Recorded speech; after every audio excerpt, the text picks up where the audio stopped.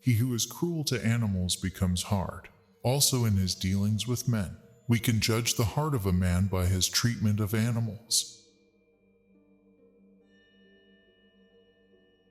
We are not rich by what we possess, but by what we can do without.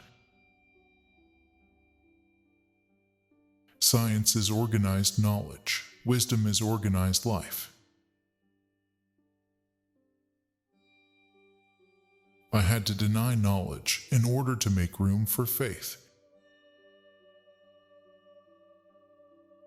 An action, to have moral worth, must be done from duty. How then is perfection to be sought? Wherein lies our hope? In education and in nothing else. Experience without theory is blind, but theory without experience is mere intellectual play. Proceeds then to the understanding and ends with reason. There is nothing higher than reason. Act in such a way that you treat humanity, whether in your own person or in the person of any other, never merely as a means to an end, but always at the same time as an end.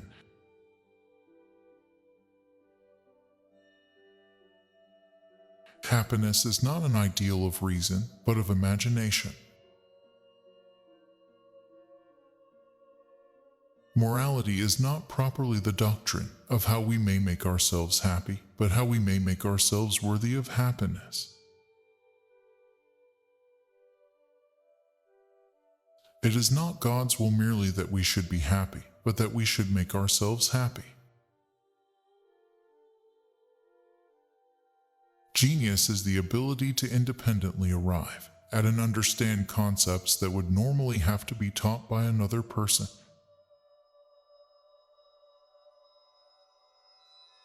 One who makes himself a worm cannot complain afterwards if people step on him. Seek not the favor of the multitude. It is seldom got by honest and lawful means. But seek the testimony of few, and number not voices, but weigh them.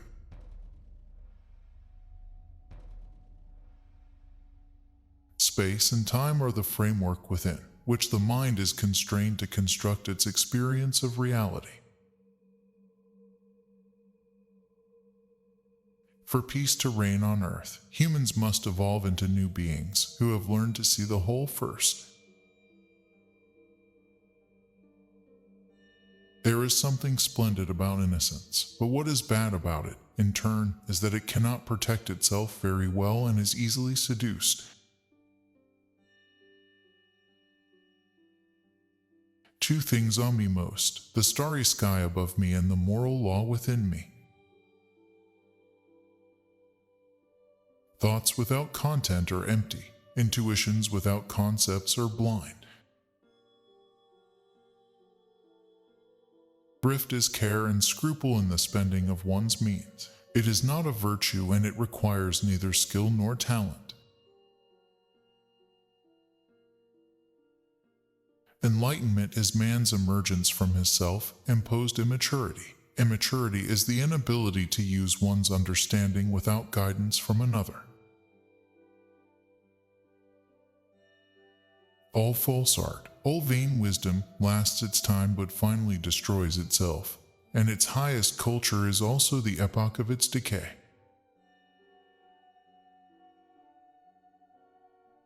The humiliating difference between laymen and clergymen must disappear, and equality spring from true liberty.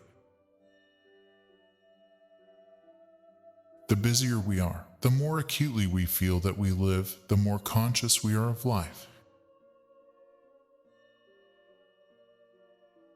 Have patience a while, slanders are not long-lived. Truth is the child of time, ere long she shall appear to vindicate thee.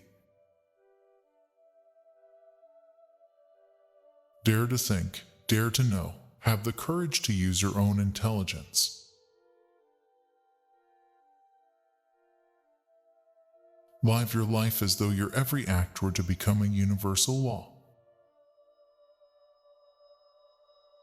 Only he who, himself enlightened, is not afraid of shadows. A death of dogma is the birth of morality. By a lie a man throws away and, as it were, annihilates his dignity as a man.